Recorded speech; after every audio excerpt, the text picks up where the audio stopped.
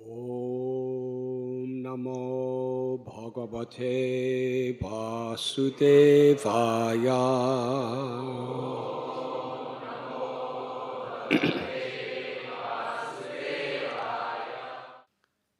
Sri Akrura Uvacha.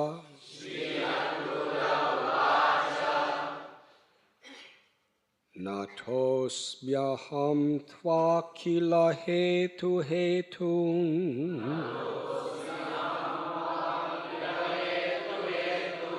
Narayanam Purushamadhyamavyayam.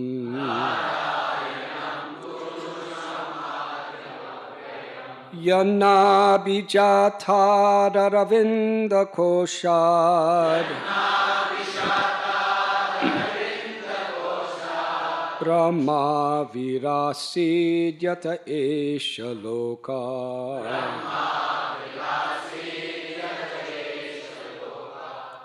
Sri Akrura said, I bow down to you, the cause of all causes, the original and inexhaustible Supreme Person, Narayan. From the whirl of the lotus born from your navel, Brahma appeared, and by his agency, this universe has come into being.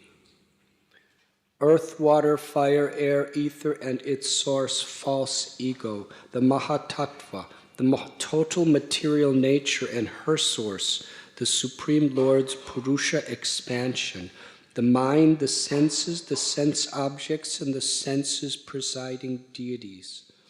All these causes of the cosmic manifestation are born from your transcendental body.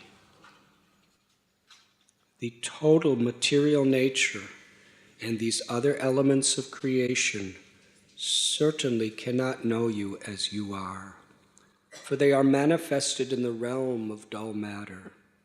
Since you are beyond the modes of nature, even Lord Brahma, who is bound up in these modes, does not know your true identity. Purport. God is transcendental to material nature. Unless we also transcend the limited consciousness of material existence, we cannot know him.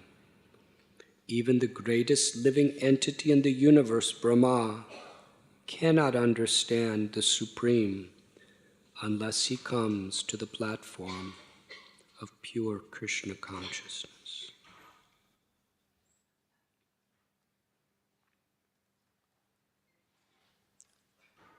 Om Ajnantimidandasya Yananjana Chalakaya Chakshurun Militam Jena Tasmai Sri Gurave Namaha.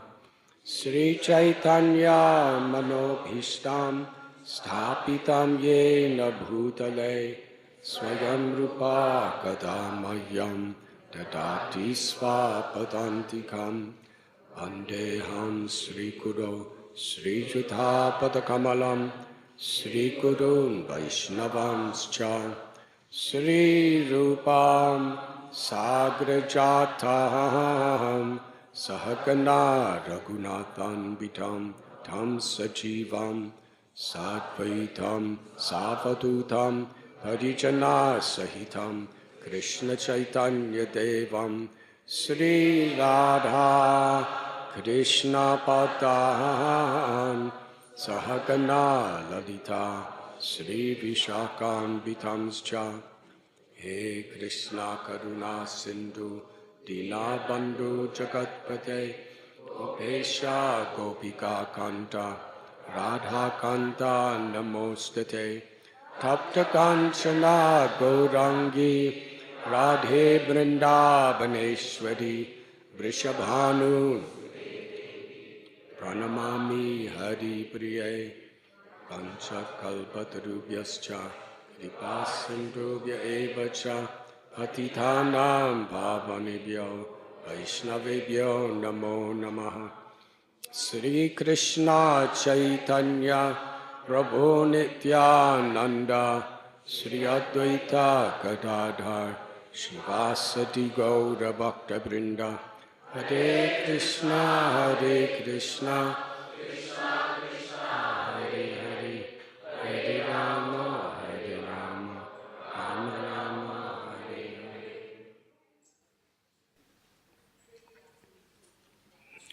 We are reading today from Srimad Bhagavatam, Canto 10, Chapter 40, entitled The Prayers of Akrura,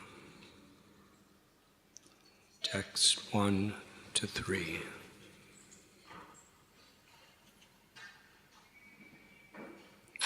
In these pages of Srimad Bhagavatam, we find Akrura on the banks of the river Yamuna offering these prayers.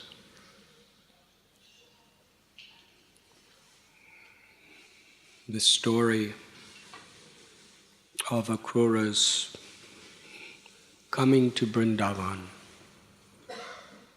on the order of Kamsa to bring Krishna out of Vrindavan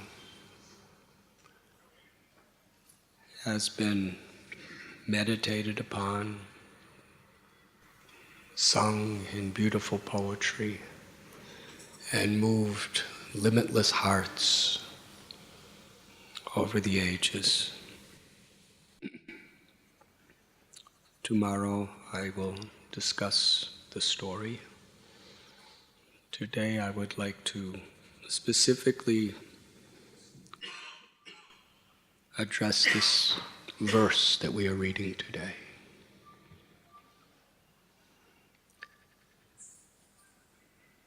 Akrura is Krishna's uncle and a great devotee with a completely pure heart.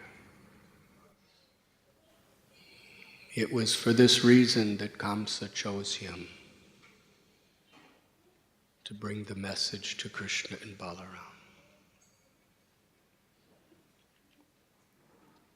Kamsa had sent so many powerful yogis who had demoniac natures to Vrindavan to kill Krishna. But Krishna, without even once lifting a single weapon,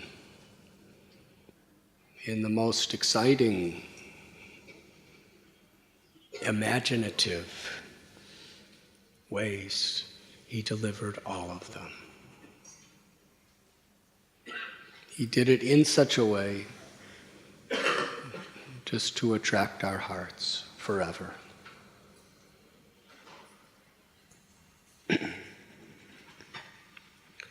Ultimately, Narada Muni came to Kamsa and specifically told him that the person that is destined to kill you is Krishna, the son of Nanda. Actually, he's the son of Vasudeva. Vasudeva cheated you.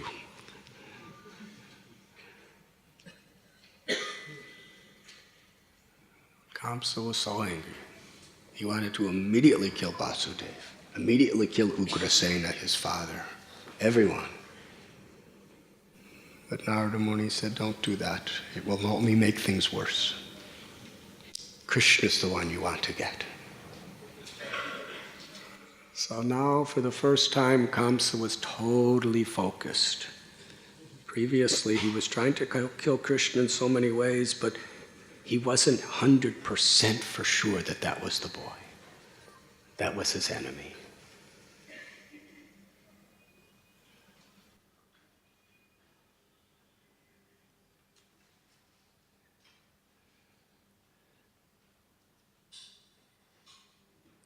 Just like in sports, when you're in your own place, you have a certain advantage over the visiting team.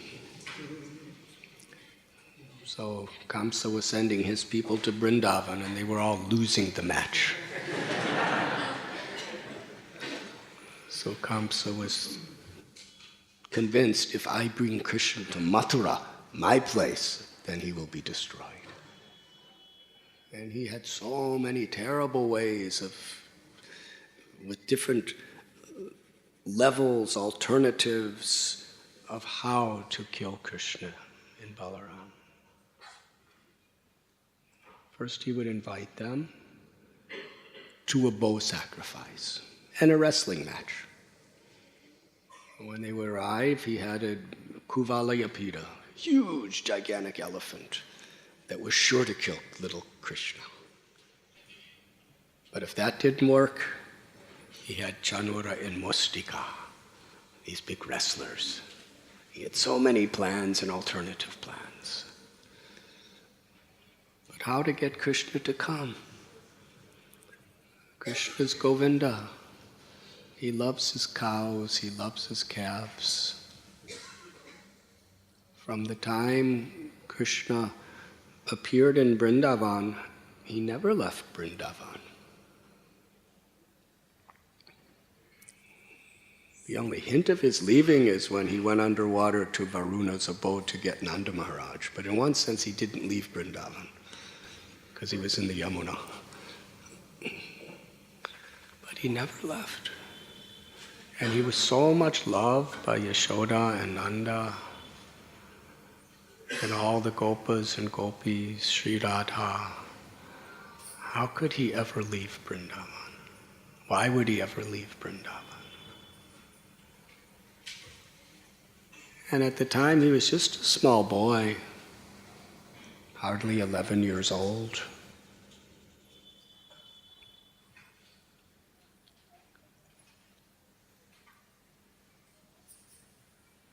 But Kamsa was very intelligent. He knew Akrura's love and devotion. Krishna cannot refuse the love of his devotee.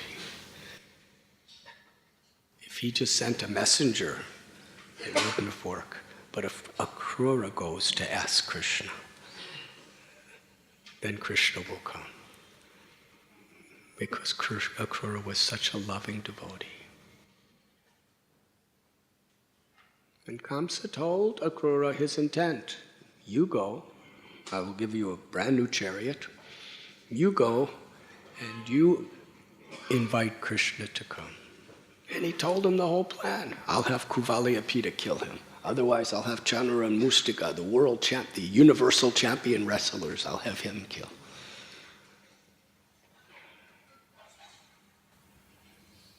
So Akrura was going on a very, very demoniac mission from Kamsa's side. But Akrura knew that Krishna was the Supreme Personality of Godhead. He's the controller of all controllers, the absolute truth. So he rode his chariot with great anticipation. Because in one sense, he never even got to see Krishna.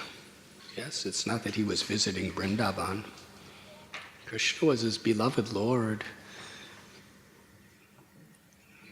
But on the day of Krishna's birth, he was brought from Mathura to Vrindavan. From that perspective.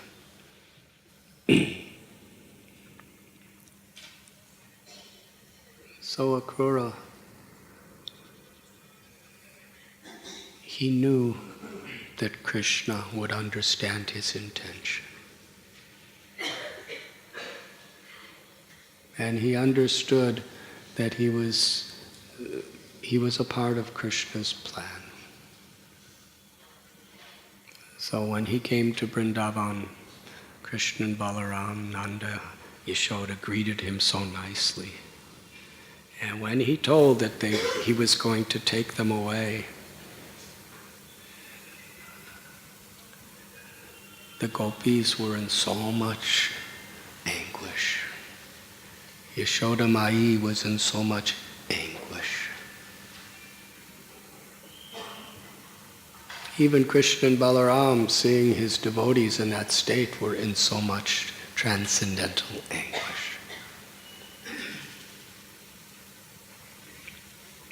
But they went. And as he came out of the precincts of Vrindavan, they came to the Yamuna River. And Krishna Balaram wanted to do some little ceremonies and drink some water. And Akrura watched. And after they came back to the chariot, Akrura said, "Let me take my bath." And with Krishna's permission, he went into Yamuna to take his bath. And as he was bathing and offering his prayers, he saw Krishna and Balaram in the Yamuna, the river. And this was very striking to him. How are they here? They were just on the chariot. So he went back to the chariot, and Krishna and Balaram were sitting on the chariot.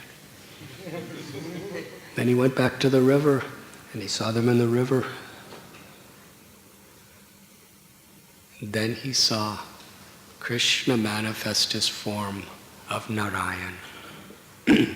Beautiful bluish form. He was holding with 4 arms, he was holding his paraphernalia, the conch shell, the chakra, the gada, the padma.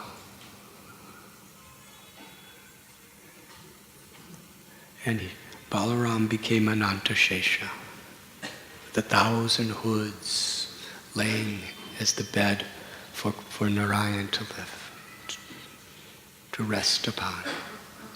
And he saw Brahma and Shiva and all the devas and the nagas and the asuras and the devas, and everyone was around Krishna offering prayers and worship.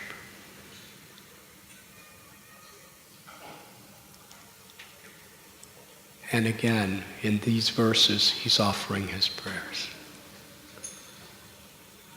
In this prayer today, he's describing the entire material manifestation. It is all coming from Krishna. He is sarva karana karanam, the cause of all causes. Janmadhyashyayata. Everything emanates from Krishna.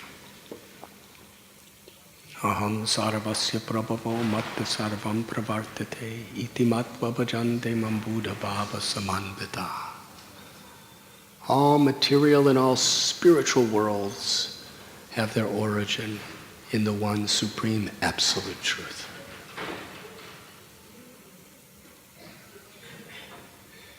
And he's describing how this material world has been created.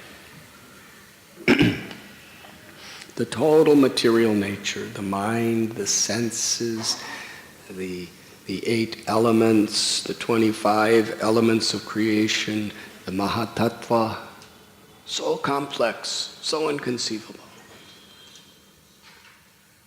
Material nature itself is incomprehensible and inconceivable to any degree of material intelligence.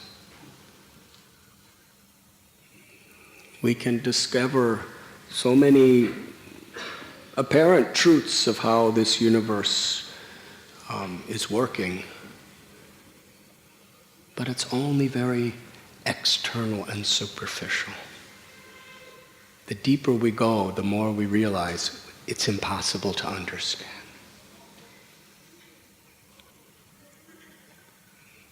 From the biggest perspective to the smallest perspective. When we think of the universe, there are so many speculations of what the universe actually is. But how it's working and how the planets are actually floating and why they're floating and what is the sun and what is the stars, and it's incomprehensible.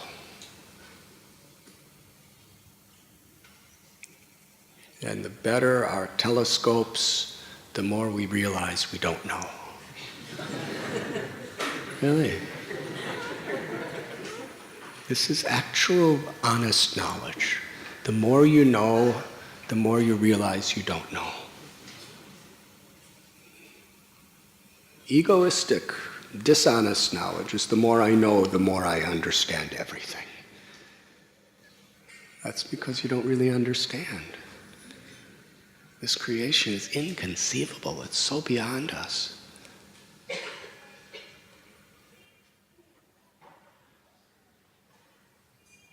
And even in the smallest particles, the atomic particles, and what's inside the atomic particles, scientists go deeper and deeper and deeper, and the more they go deeper, the more they realize there's something else there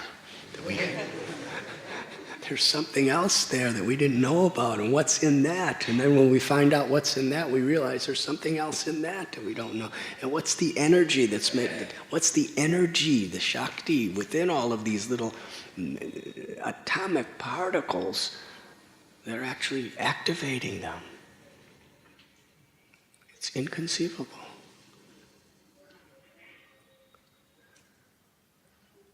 Everything about creation is inconceivable. The only thing that's conceivable is how inconceivable we are by thinking we can understand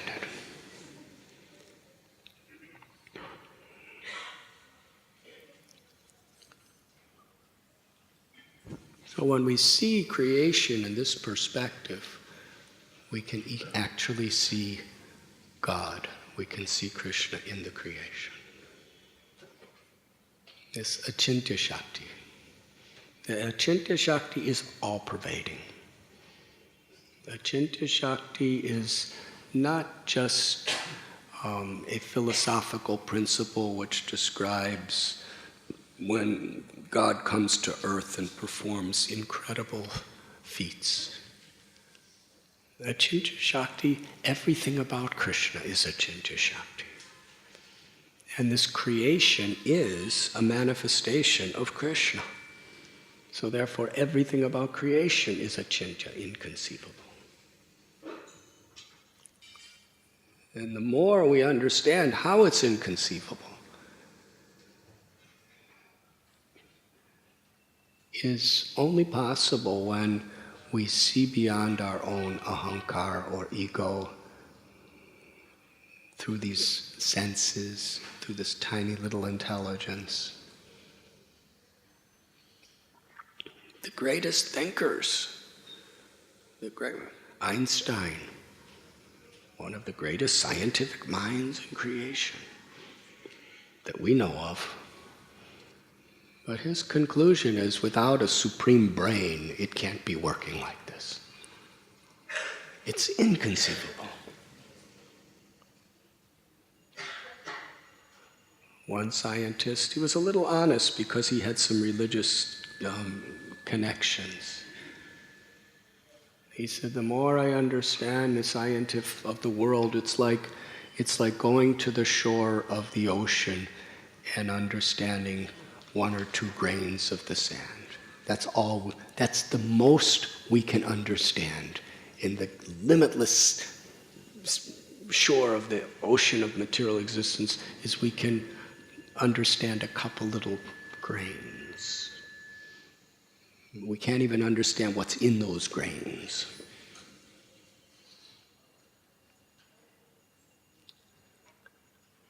And the more we learn how it's working, the more unbelievable it is to us. The clouds, the seeds growing into trees, every living being, how we're growing, where we came from. All of you humans, your little soul, the soul is inconceivable. The soul is eternal. And it's the soul that is activating the whole material nature. The Paramatma is the soul of the universe, that's Krishna. And within every little body of the universe is a little Jivatma that's the controller of that. How inconceivable. You, personally, are beyond birth and death. You personally are a part of God. You personally have unlimited, inconceivable love for God within you. You, each and every one of you, has total compassion toward every living being. Each and every one of us is Satchit Ananda, eternal, full of knowledge and full of bliss.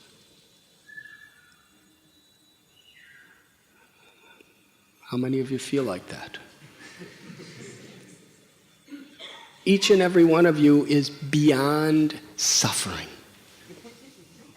Each and every one of you is beyond anxiety forever. You've never been anything else. Do you have that realization? And the mathematicians and the technologists and the scientists are the same. How many of them know that? The soul is inconceivable, beyond our intelligence. What is infinity? There's no limit. There's no beginning. There's no end. That's who we are. And every molecular particle of the entire creation is part of that infinity. Because prakriti, or material nature, is eternal. It's not subjected to time. Time just transforms things, just puts things in motion for this changes. But even scientists, Gaur-Hari, you can tell me, don't they say that matter cannot be destroyed, it's only transformed? Can you give us an explanation of that? Because he's a PhD and I a college dropout.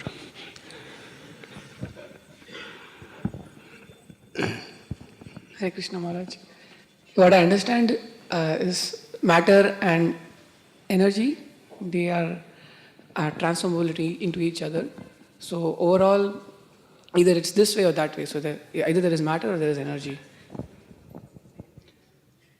It doesn't get destroyed at all.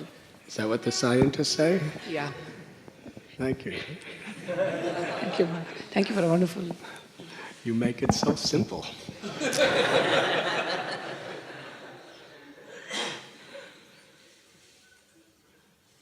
So how inconceivable that this whole creation, everything's time is putting everything in motion, and the three modes of material nature being influenced by time, Rajaguna, Tamaguna, Sattvaguna, is just making everything moving, and all the objects that we know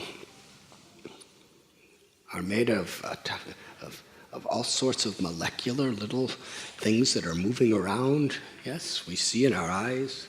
We see a piece of plastic. But what's within the plastic, Gaur-Hari Prabhu? If you had the best possible microscope, what would you see in the plastic?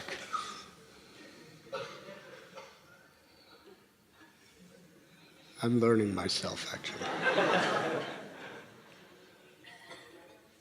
Huh?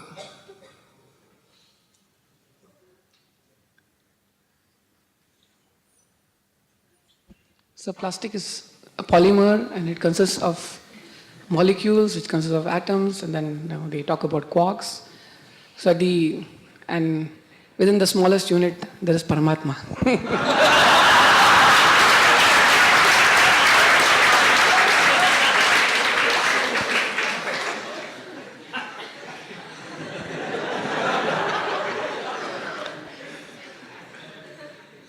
So are all these things moving, all these atoms and molecules? They're constantly in motion. Constantly moving. So whatever you see, this is constantly moving. It's totally inconceivable. And some of the elements they can't even really see, they just understand it's there just by the effects that's happening on other elements, yes? And then beyond that is some other element. And you ultimately came to the point of Paramatma, who's ultimately moving everything. Paramatma, God, is not only in the heart of every living being, it is in every atom. And Paramatma is absolutely inconceivable.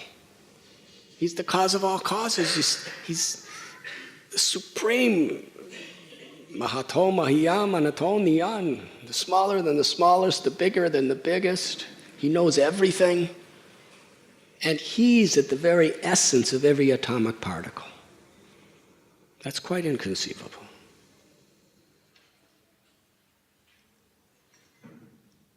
So Akura is here explaining from the perspective of material nature that Krishna is beyond any intelligence, beyond any scientific research to even imagine, what to speak of understand. He's only possible. We could only know Krishna when Krishna reveals himself to us. This is the basic principle of bhakti.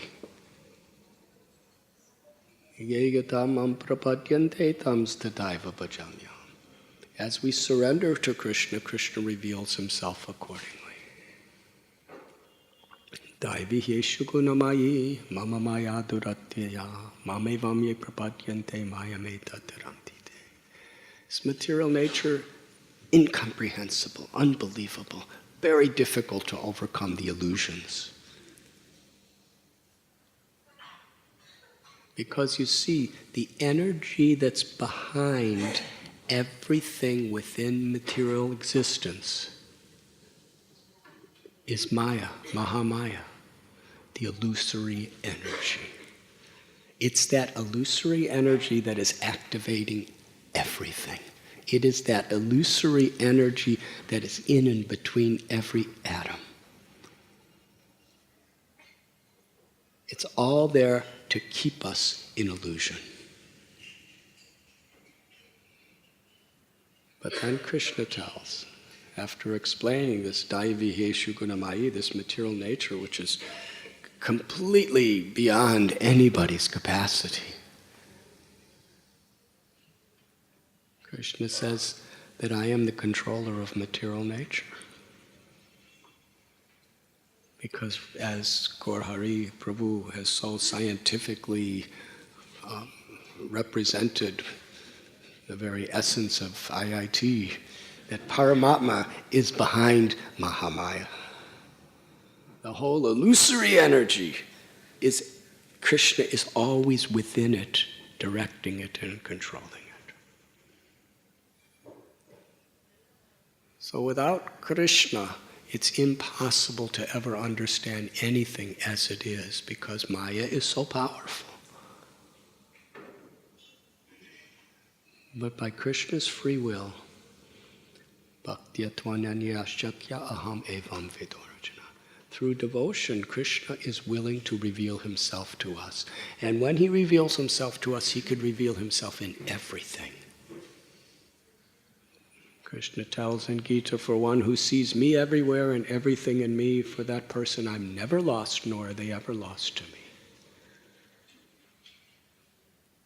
Parimanjana churita bhakti velochanena. When by Krishna's grace we are given love, prem, we can see Krishna everywhere. We can see Krishna. And how do we see Krishna everywhere?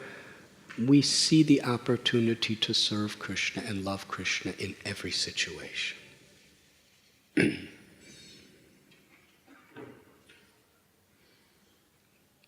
Can you imagine having eyes where when you look at somebody, you actually see every cell and every atomic particle and everything within each cell? You see all the atoms moving.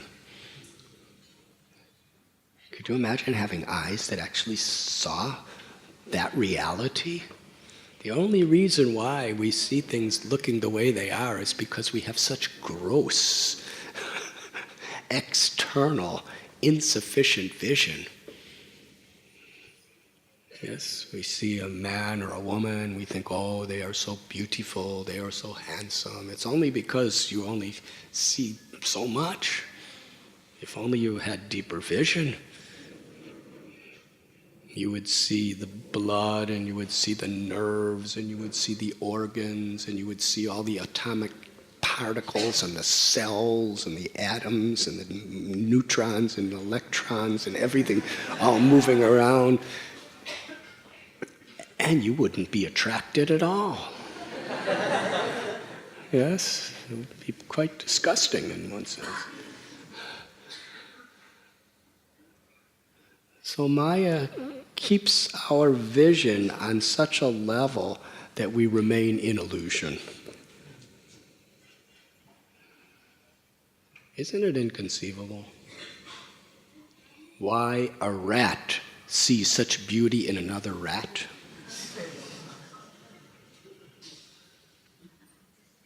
To a caterpillar, there's nothing else beautiful except a female caterpillar. Yes? Even if a caterpillar is crawling on the body of Miss India,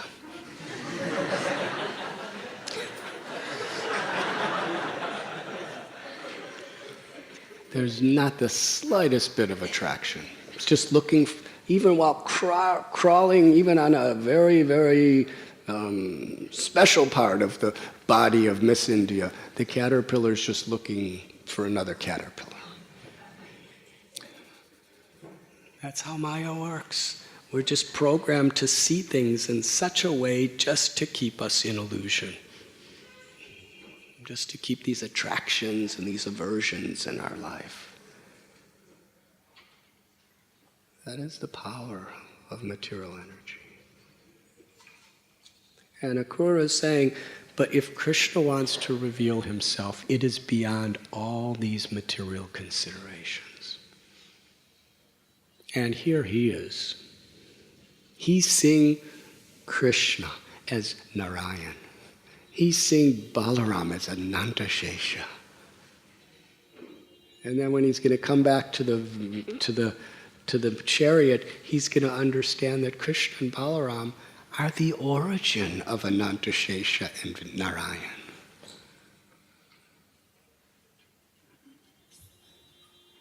And Krishna is showing him all of this, even though he is, from an external perspective, he's on a mission to kill Krishna. He's on a mission to kill Krishna. He's on a mission that in killing Krishna would bring complete pain and devastation to Radharani and Nanda and Yashoda, Lalita, Vishaka, Sridhama, Subala, all the Brijabasis who Krishna loves. It's the most terrible thing imaginable.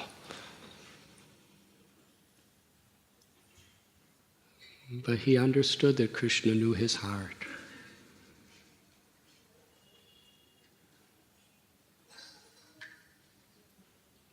Srila Prabhupada explains that Krishna doesn't just see the thing that we offer. He sees the purpose in which it is offered. He sees our intent.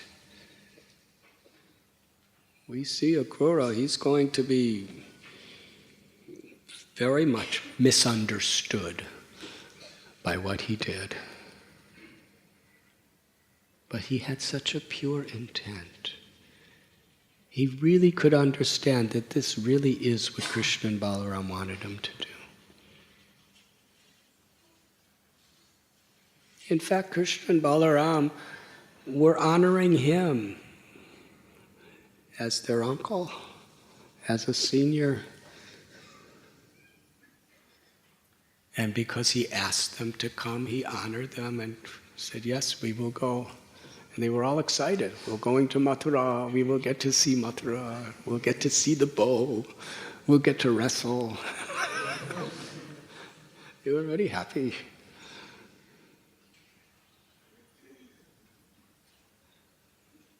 So the context of this beautiful prayer, that even Brahma, you are beyond the modes of nature. Even Lord Brahma, who is bound up in these modes,